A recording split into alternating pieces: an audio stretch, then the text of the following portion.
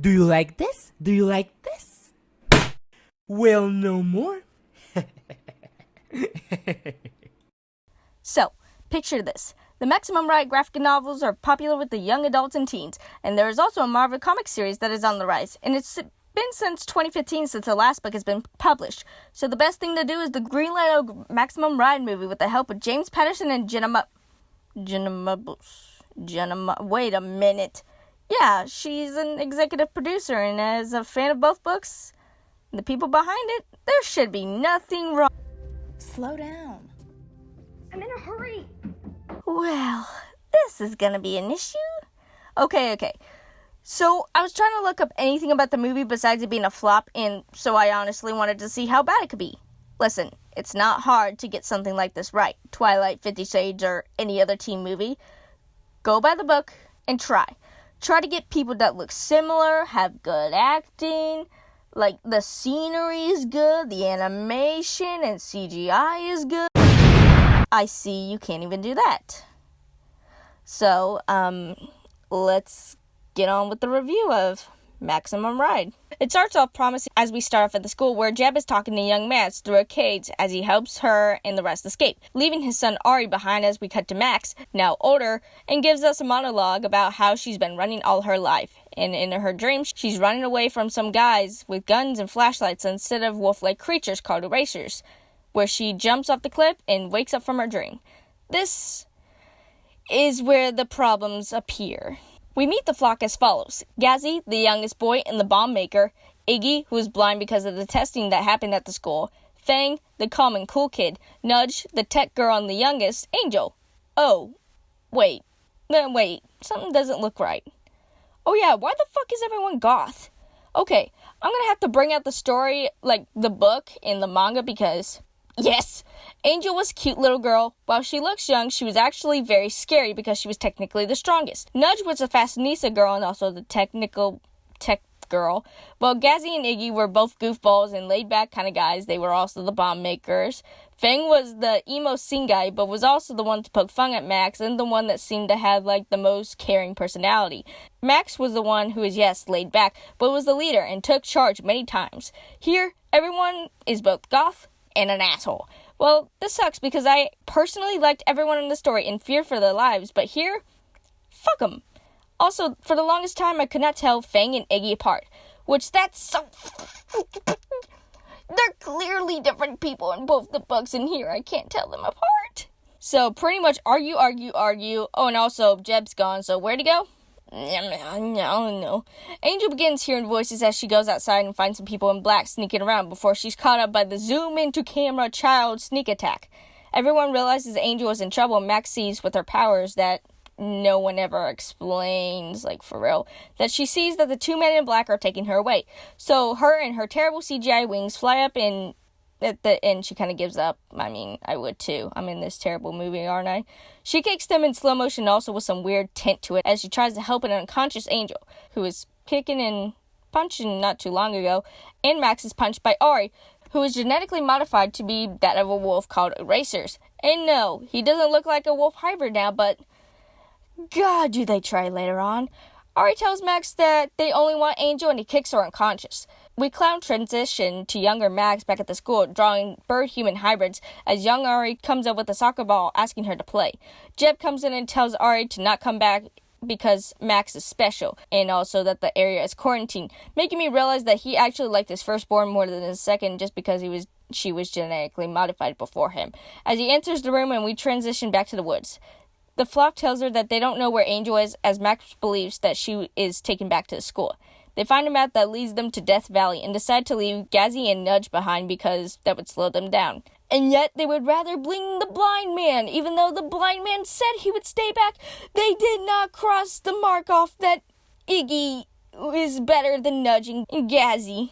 Max and Fang fly off towards the school where we find out that Ari is still at the house where the rest of the flock is. Why? No. Really? Why? You had beef with Max and no one else. Go the fuck away.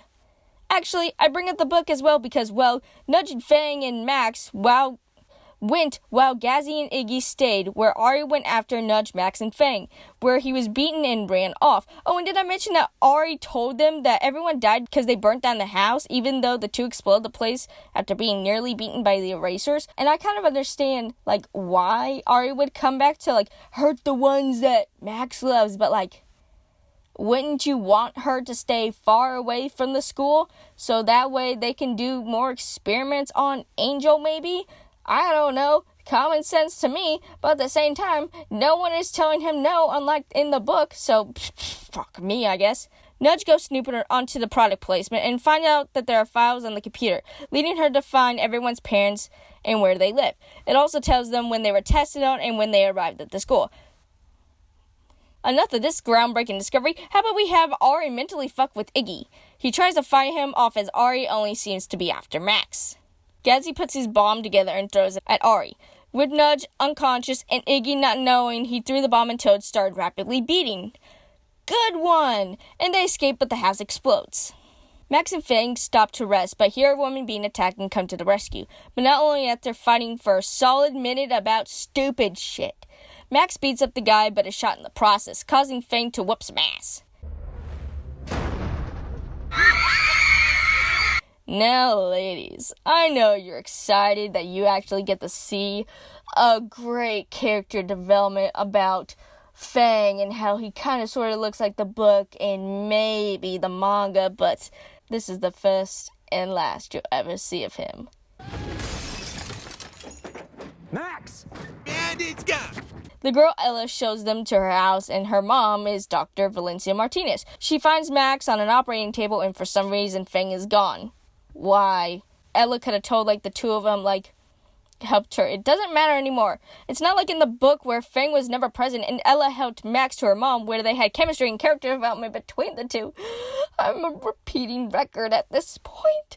So after a scene of her in the school and being drugged, she wakes up all stitched up in an unfamiliar room. Ella invites her for breakfast along with Dr. Martinez, where nothing comes of it. In Utah, Nudge, Iggy, and Gazzy are walking around town and trying to make a plan on where to go next when Nudge just goes into a store without telling them. Yeah, let's make the bubbly, strong-headed fashionista tech girl just walk off like me when I'm distracted by anything anime. I hate myself. I just insulted myself. If you can't insult yourself, someone else will. Cutting back to Max and Dr. Martinez, she removes the bandages and finds the wounds nearly healed. They figure out that she has a tracking chip and doesn't question why she has retractable wings, and they opt to do surgery on it, but if they do, it could cause her arm to be useless and unusable.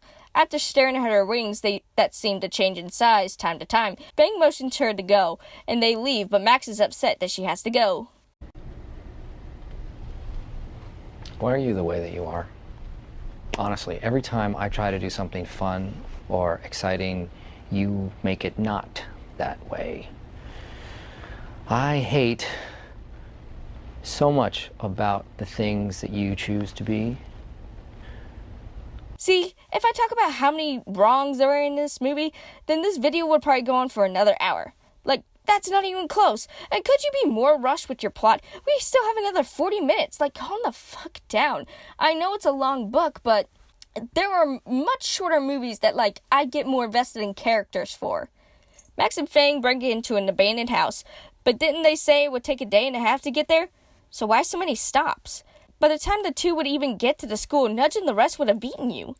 Anyway, the two fight because Max is an idiot and the two nearly kiss, which isn't at all warranted, as they hear someone outside. It turns out to be Iggy, as he tells them that the house was blown up because Ari attacked as they are led inside. Max tells them about the chip, and we hear about how Ari got the scar in his eye, which you would never know unless, they tell you, because I actually didn't even realize he had a scar in his eye. So how'd you give him the scar? It doesn't matter. She grabbed his arm, pulled him up to the bars, and then took the scissors he was using and turned it around on him. Yeah. Everyone goes to sleep as we get the same story told, just reenacted. Why did they save the story for this and just have the kids guess? Or maybe it could have been nothing at all. Max wakes up and goes outside, knowing Ari is there to fight, and the rest of the flock soon join her. Ari uses some sort of sound device that puts them down and takes them to the school.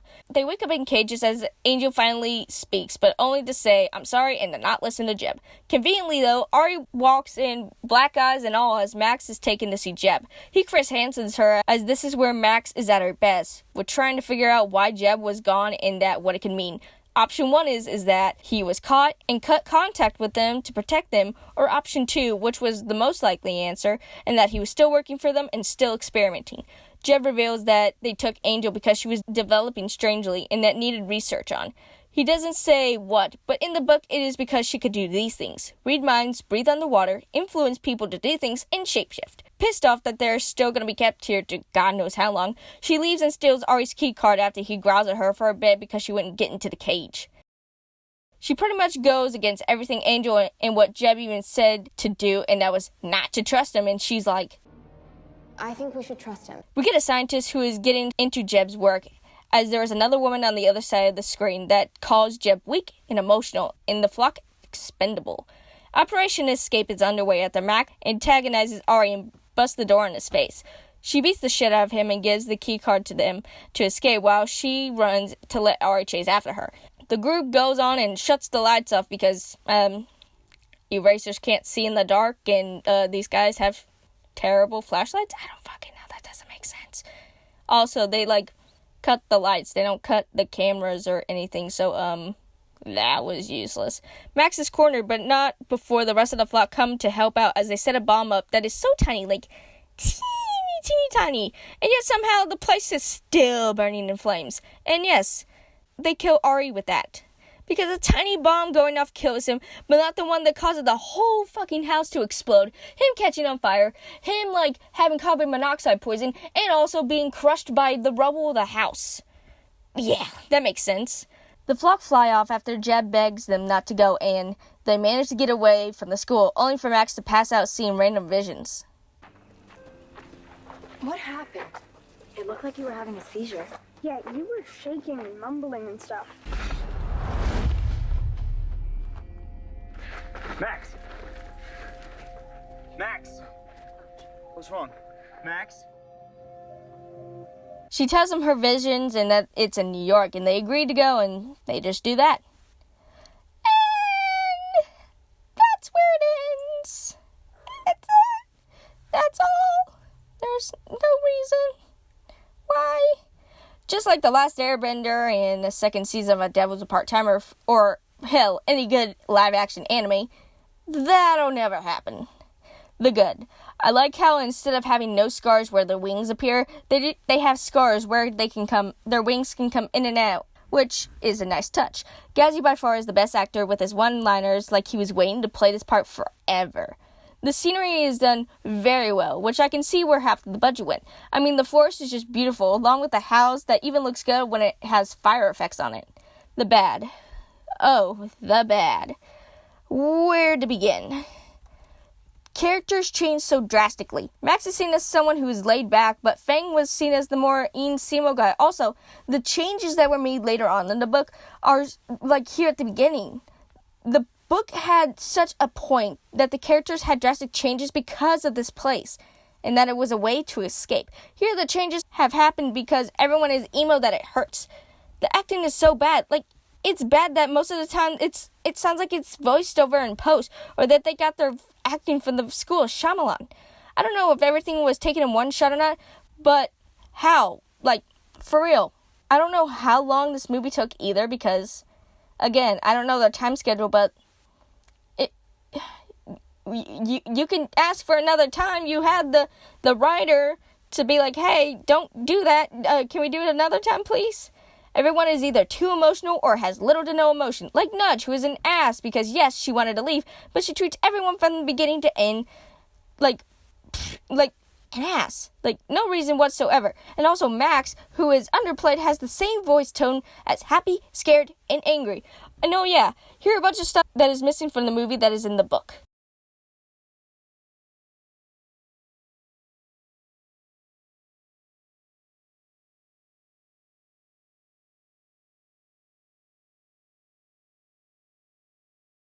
Listen, guys, This was meant to be more than one movie. We could have taken it slower and developed the characters and places. Like, it's an hour-and-a-half movie. No one would have cared if it went 2 hours or maybe even 2.5 hours, because there was so much to unpack. In the Hunger Games movies, it worked because the book was so slow and allowed us to be adapted with everyone and acquainted with so many people in the story. Here, I just know that they used to be test subjects that they were saved and then they were brought back. Then what? Like, really, what is the point of going to New York? They never even say that Max was supposed to save the world. Yeah, Max is supposed to save the world, like, the world is fucking ending. Hey, in the second one, were you actually going to use half the budget to actually get a good actor? Or how about some good CGI wings? I'm just so pissed. I haven't been this pissed since Nightmare on Elm Street 2010 edition, but guys, for real. I get it. You could have cut these movies in half, like the first book in half. But, like, in that half, could we have just gotten character development? Like, for real. Okay, fine. You wanted to rush it and get to the action part. Hold on. How many fight scenes? There was 3 with Ari. There was 1 with Ella and this guy, which I also forgot. It was supposed to be a bunch of bullies and not just her boyfriend or whoever. And also, Ella is supposed to be like around 14, 13 years old. Yeah, Maximum Riding and the group are like very young kids. Like, Max is like 14, 15, along with Fang and Iggy. So yeah, these are all supposed to be young kids, like young kids. I get it, some characters look older than how they are, but like, guys, for real. And also, I just kind of like want to brought this up. The portion where like Nudge finds out the mom, like she finds out where her mom is. Yeah, her whole family all their families are like in the States, like in that state. So, also, why the fuck did Jeb have it? Did he want them to find it? Because, like, Max had the key to herself. So, like, she was just being an ass. Jeb wasn't an important figure to them at all, just her. That's kind of rude. Like, they even point out, hey, you were always his favorite. But yeah, so? You guys could have, like, an emotional development with him. And, like, no one is, like, so shocked that he betrayed them. Like, for real. No one is. I'm still pissed. I'm gonna go before I, like, literally kill someone. Bye. I'm gonna go watch something better.